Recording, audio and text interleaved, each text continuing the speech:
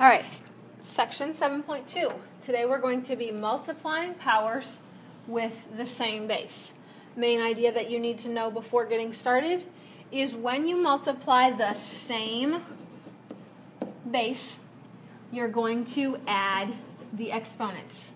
The first example is done for you, and what I did is I kind of broke it down. So 3 to the second power means 3 times 3. You've got two of them. And 3 to the fourth power means 3 times 3 times 3 times 3. 4 of those. And then, of course, I'm going to multiply those together. Well, let's just simplify this. And if I have two 3's and then 4 more, I'm really adding the exponents to get 3 to the sixth power. That's all you do. So if the bases are the same, you're going to add your exponents. So example 2 here, I'm going to have x to the 4 plus negative 6. Well, positive 4 and negative 6, different signs I'm going to subtract, so I'm going to get x to the negative 2. But we can never leave a variable with a negative exponent.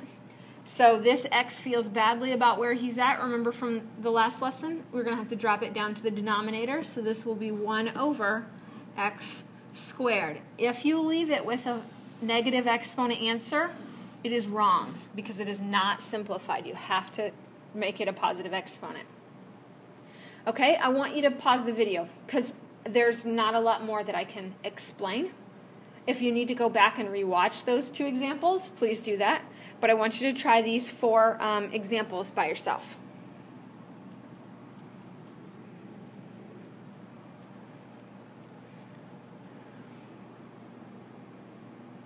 Okay, so since I have the same base, I'm going to write the base, and I'm going to add the exponents 3 plus 4, which is 6 to the 7th power.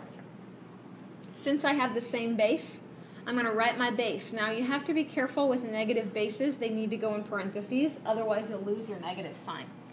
And if I add 2 and 4, I'll get 6. I'm going to write my base, so same base is 5. And when I add negative 2 and 7, I'll get 5 to the 5th power. My base is r. 3 plus negative 4 is negative 1.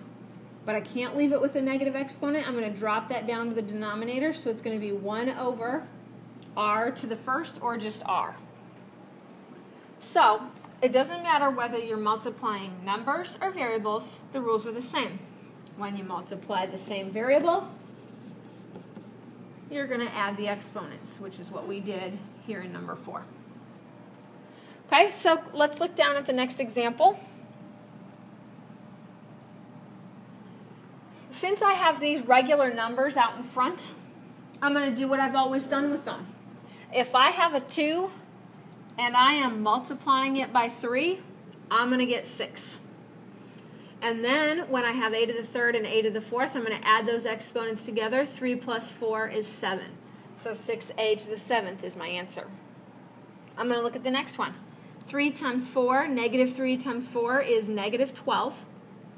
Times negative 2 is going to give me positive 24. Now I have some students that they like to cross off parts when they finish them. So I've finished with my integers. I'm going to cross them off.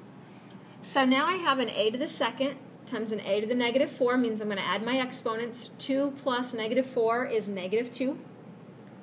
And if I have a to the negative 2 times an a to the 6th, when I add those together, I'm going to get a to the 4th. And again, you can cross those off and make sure you've taken care of anything.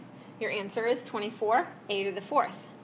I'll get you started on just a couple of these, and then if you want to check your answers, they're on the bottom of the page. So I'm going to multiply 3 times 4, which is 12. And then since I have the same base, x and x, I'm going to add them together, so I'll get x to the 5th. Number 2, numbers do what numbers have always done. 2 times 4 is 8, times 3 is 24. And here I have an a, which remember is a to the first. Can't multiply it by b, times another a, so I'm going to add this 1 to this 3. A to the 4th. And then I cross those out because I'm done with the a's. Notice I have this b left here. I can't really add him to anything because he's not the same as the a. So I just have b to the 4th. All right, go ahead and finish these up and then check your answers at the bottom. If there's something particular that you're getting stuck on, then that's what you're going to ask me about either later in class today or tomorrow.